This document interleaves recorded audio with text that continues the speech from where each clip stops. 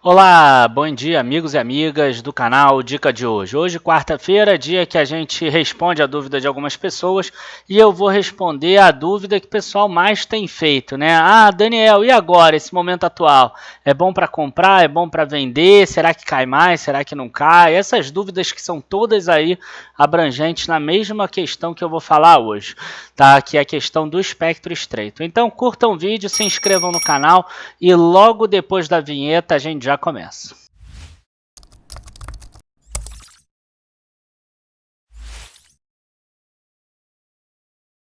Bom, pessoal, vamos lá, vamos pensar um pouquinho, tá, agora racionalmente. O que a gente tem? Quando a gente aprende a fazer uma precificação, por exemplo, de um ativo, quando a gente aprende a fazer precificação de ação, pelo menos até hoje, o modelo mais existente aí, até os outros que derivam dele, é o do fluxo de caixa descontado, que se baseia em pegar quais os fluxos de dinheiro que a empresa vai ter ao longo dos próximos anos e trazer ele a valor presente.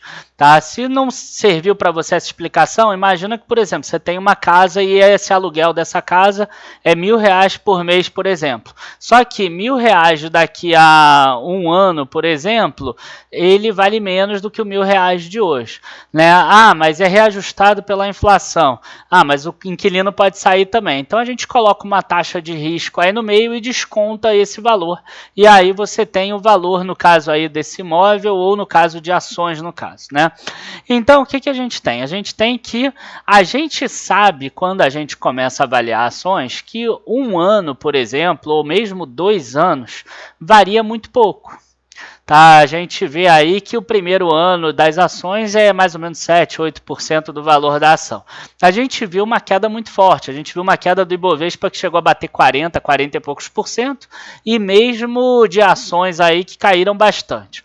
Aí existe um risco adicional, né, que é o risco dos juros futuros serem maiores. Então, quer dizer, a empresa vai se capitalizar com um preço maior, empresas que precisarem fazer investimentos, elas vão ter juros mais caros e etc. Além disso, a gente tem setores. O setor de aviação ou de turismo, por exemplo, parece que eles vão ser mais impactados. Então, realmente, se eles ficarem ruins, eles vão precisar pegar cada vez mais dívidas e dívidas a valores mais caros. É normal que eles sejam impactados a um valor maior.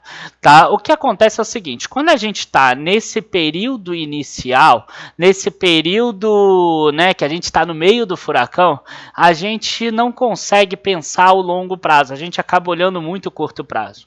E o curto prazo é o que a gente trata, né, em economia como narrow framing, que eu já até falei sobre isso lá no Instagram, que é o espectro estreito. Ou seja, você para de olhar o longo prazo, você para de pensar na tua aposentadoria, você para de pensar que você está investindo na bolsa para daqui a 20 anos, você fica tão preocupado com o atual que você começa a ficar caçando notícia de como está hoje, porque você quer sair desse furacão. E a outra coisa é que você também fica olhando o teu home broker todo dia. Então, o que a gente tem? Né? A gente tem que a pessoa para de pensar a longo prazo e passa a pensar a curto prazo. Então ela tem o espectro estreito, né? Ela fica assim, ela não consegue mais olhar o amplo, ela olha só o atual. E aí a gente vê, né? O que anda bem nesse período? A gente vê as nossas carteiras calculadas lá, muitas delas acabaram caindo menos do que o Ibovespa, por exemplo. Ah, mas Daniel, você podia ter alterado elas com uma frequência maior, não sei o quê. Não, eu não vou alterar com uma frequência menor, porque senão eu vou estar fazendo narrow framing. Eu não posso fazer narrow framing, porque isso é ruim. E isso para o longo prazo é ruim. Entendeu? O que está andando bem? Ah, as carteiras recomendadas que eu não altero sem ter no relatório. Quer dizer, eu não vou ficar alterando elas todo dia. Por quê? Porque isso é ruim, isso é narrow framing. Tá? A nossa carteira aqui do YouTube é uma das que andou melhor, porque a gente só muda uma vez, por exemplo, por mês. Outra também que andou bem é a carteira de fundos imobiliários, porque a gente não calcula rentabilidade, a gente só foca em rendimento. Então, gente, você sair desse narrow framing, né, dessa coisa do curto prazo é importante. Você tem que lembrar sempre que é o longo prazo. Você tem que lembrar as empresas. O que as empresas estão fazendo para que elas possam chegar no longo prazo? E eu falei sobre isso no relatório do último sábado. Né? As empresas, se elas quebrarem hoje, não existe longo prazo. Né? Isso aí a gente sabe. Então é importante você comprar empresas que estejam pelo menos sólidas para que consigam passar pelo menos 1 ano ou 2 anos de dificuldade. Então isso você consegue analisando. Agora, qual é a grande questão? O que as empresas estão fazendo? Elas estão salvando caixa. O objetivo das empresas agora é manter caixa, de qualquer jeito. E o teu deveria ser também. Entendeu? É o momento de você talvez não fazer compras mirabolantes, etc. Então o que as empresas fizeram? Por exemplo, empresas de petróleo, por exemplo. A PetroRio, por exemplo, já cancelou os investimentos que ela tinha para fazer esse ano, novos, por exemplo. A Petrobras fez a mesma coisa também, com algumas ressalvas lá de aumento para funcionários de alto escalão. Mas ela também está salvando dinheiro. Outras a gente falou no vídeo de segunda-feira, redução de dividendos. A IRB já vai reduzir, vai rever essa política de dividendos, a proposta, e a NBR, por exemplo, já reduziu o valor, era 60 centavos por ação, vai ser 19 centavos, o resto vai ficar reserva de lucros a realizar.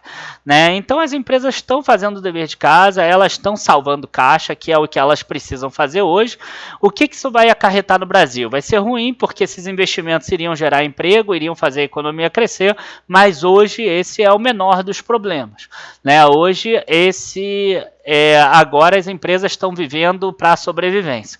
Quem já estudou lá a pirâmide de Maslow, né? Quem não estudou, olhem, vocês sabem que uma das primeiras coisas que a empresa tem que fazer é sobreviver. Se a empresa sobrevive, ela começa a passar para os outros ramos, né, da pirâmide do Maslow. Mas a primeira coisa é a sobrevivência, e numa época de crise a gente se baseia em sobrevivência. Por um lado, isso é bom, porque a empresa vai conseguir gerar mais caixa, até mesmo num período de crise. Algumas empresas que sejam mais consistentes e que sejam mais descorrelacionadas com a crise. Por outro lado, você vai ter empresas que, mesmo deixando de fazer investimento, a crise vai ser tão forte, como, por exemplo, talvez empresas de turismo e aéreas, que mesmo sem elas fazerem esse investimento, a geração de caixa operacional vai ser baixa. Enfim, gente, o que eu quero mostrar para vocês é o seguinte: o futuro é incerto, tá? O atual momento, o foco é você salvar caixa e você que é investidor aproveitar e fazer investimentos, né? Você poder comprar empresas baratas, mas tendo caixa sempre tenha caixa. E a outra coisa que eu queria falar também é que tem empresas que estão até o contrário, né? O caso da Klabin, por exemplo.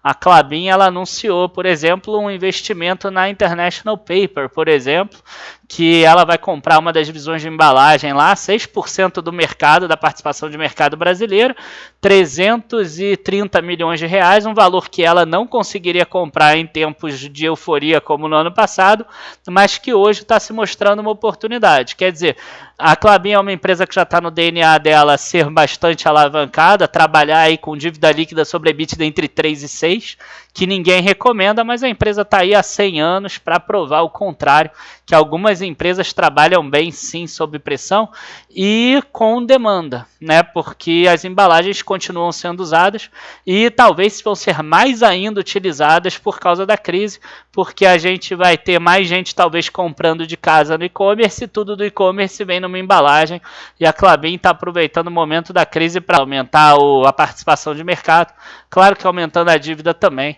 mas é importante a gente ver que às vezes esse mercado dá oportunidade também. Então o que eu queria propor para você como investidor é, dentro do teu limite de risco, pense como a Klabin. Né? Veja as oportunidades e compre as oportunidades. Agora, pense também como as outras empresas. Esse dinheiro que você está comprando as oportunidades não pode faltar para a tua comida, para a tua alimentação, para pagar o aluguel da casa, para pagar as tuas contas, para pagar o imposto de renda, que está aí agora em abril. Isso também não pode faltar, porque senão você vai ter que desfazer o investimento para pagar essas despesas correntes. Então tem que pensar um pouquinho do jeito das duas e ao máximo tentar não ter o narrow framing, que é essa coisa do espectro estreito. Obrigado, pessoal, abraço a todos. Lembro a todos que as carteiras calculadas foram recalculadas no último final de semana, elas estão novas, então tem 2 carteiras gratuitas na descrição do vídeo, tem lá no final mostrando como faz para você se inscrever na carteira gratuita, que você vai pegar preço sobre lucro abaixo da média e a barganhas. Tá, barganhas eu não recomendo para o período atual, ela não é uma empresa boa, ela não é uma carteira boa para esse período, mas a preço sobre lucro abaixo da média está andando muito bem. Tá? Abraços aí a todos, até a próxima e bons investimentos. Tchau, tchau.